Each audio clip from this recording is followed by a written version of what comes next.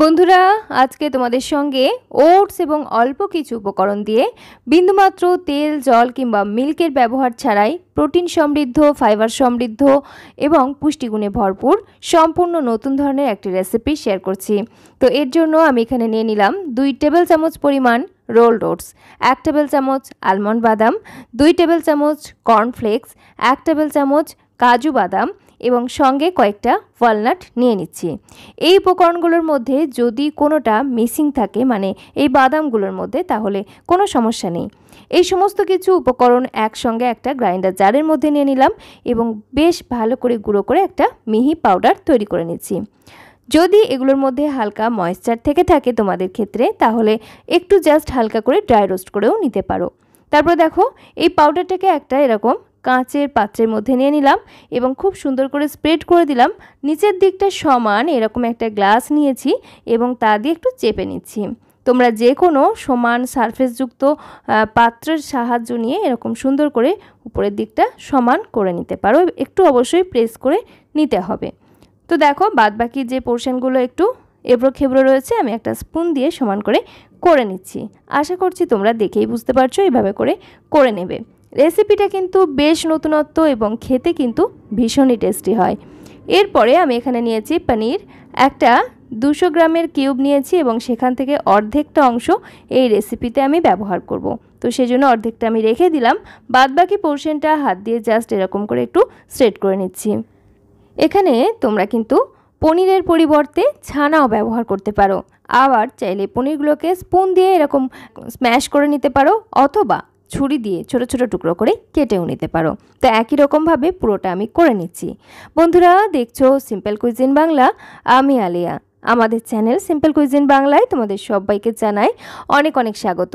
তোমরা যারা আজকে ফার্স্ট টাইম আমাদের চ্যানেল ভিজিট করছো, তাদের জন্য বলে রাখি, আমি কিন্তু প্রতিনিয়তই এরকম স্বাস্থ্যকর রেসিপি শেয়ার করে থাকি, যেগুলো বাড়ির বাচ্চা থেকে বয়স্ক সবার জন্য উপকারী হওয়ার পাশাপাশি তোমরা যারা শরীরের ওজন নিয়ন্ত্রণে রাখতে চাইছো, তাদের জন্য বেশ উপকারী হয়ে থাকে।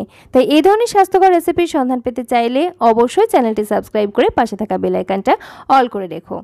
তো এখানে দেখো, আমি পনিরের সঙ্গে আরও 2টো উপকরণ নিয়ে নিয়েছি। এবারে যে গ্রাইন্ডার জারের মধ্যে আমরা ফার্স্টে বাদাম এবং ওটস গুঁড়ো করে নিয়েছিলাম, সেই একই জারের মধ্যে নিয়ে নিচ্ছি সেট করে রাখা পনির এবং তার সঙ্গে 100 গ্রাম পরিমাণ টক দই, মানে যে পরিমাণ পনির নিয়েছিলাম সম পরিমাণ টক দই নিয়েছি এবং 1 টেবিল চামচ পরিমাণ হানি এখানে আমি ব্যবহার করছি। এই সমস্ত উপকরণ একসাথে খুব ভালো করে ব্লেন্ড করে নেব। তবে ব্লেন্ড করার জন্য আমরা কিন্তু কোনো রকম জল, দুধ কিংবা তেল এসবের ব্যবহার করব না। কোনো লিকুইড উপকরণ কিন্তু এক্সট্রাভাবে আমরা আর অ্যাড করব না। জাস্ট এগুলোকেই খুব সুন্দর করে স্মুথলি একটু থেমে থেমে ব্লেন্ড করে নেব, আর তারপরেই দেখা যাবে একটা ক্রিমি টেক্সচারের মিশ্রণ তৈরি হয়ে গেছে। তো দেখো, এই মিশ্রণটাকে আমরা ফার্স্টে যে গুঁড়ো উপকরণগুলোকে সমানভাবে স্প্রেড করে নিয়েছিলাম তার উপরেই নিয়ে নিলাম, একটা লেয়ার তৈরি হয়ে যাচ্ছে। আর এটাকে আমি একটু সুন্দর করে ট্যাপ ট্যাপ করে নিচ্ছি, যাতে ভিতরে কোনো ফাঁকা জায়গা থেকে না যায় এবং উপরের দিকটা সমানভাবে স্প্রেড হয়ে যায়। তো একইভাবে করে নিলাম। আর দেখো, এটা কিন্তু বেশ সফট, হাত দিয়ে একটু নাড়াচাড়া করলে কিন্তু বোঝা যাচ্ছে অনেকটা কিন্তু একদম লিকুইডি ভাব রয়েছে। তো সেজন্য আমি এটাকে এখন ফ্রিজে রেখে দিলাম, বাদবাকি পোর্শনটা আমাদের যতক্ষণ না হচ্ছে।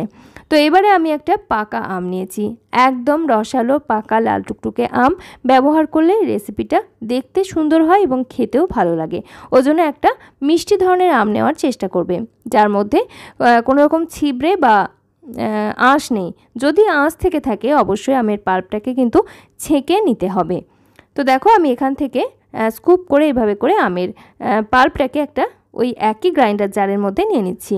বন্ধুরা, এই পর্যায়ে তোমরা অবশ্যই ছোট্ট একটা কমেন্টের মাধ্যমে জানিও কে কোথায় থেকে আমার ভিডিও দেখছো, আর আমাদের রেসিপি তোমাদের কেমন লাগছে সেটিও কিন্তু জানাতে একেবারেই ভুলো না। তো দেখো, আমটাকে আমি সুন্দর করে ব্লেন্ড করে নিয়েছি, এরকম একটা স্মুথ পিউরি বানিয়ে নিয়েছি। যদি কোনো কারণে আম খুব একটা মিষ্টি না হয়, সেক্ষেত্রে 2-1 চামচ মতো মিশ্রি ব্যবহার করতে পারো কিংবা হানিও ব্যবহার করতে পারো, কিন্তু এই রেসিপিতে কোনোভাবেই গুড়ের ব্যবহার একেবারেই করো না, তাতে করে কালারটাই কিন্তু একদম চেঞ্জ হয়ে যাবে, টেস্টটাও একটু চেঞ্জ হতে পারে।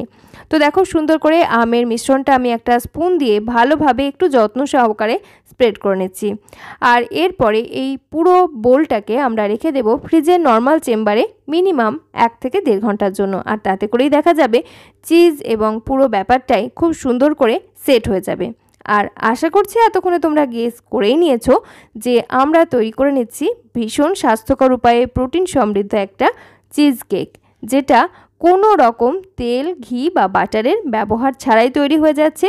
সাধারণত চিজ কেকে ব্যবহার করা হয় বিস্কিটের গুঁড়ো, যেটা একেবারেই স্বাস্থ্যকর নয়। তবে আমরা কিন্তু সেই একই কাজ করেছি কর্নফ্লেক্স, ওটস এবং বাদাম সহযোগে। তাই হেলদি ওয়েতে এই রেসিপিটা বানিয়ে বাড়ির বাচ্চা বয়স্ক সবাইকেই সার্ভ করা যায় এবং দোকান থেকে অত দাম দিয়ে কেনার কোনো প্রয়োজনই পড়ে না।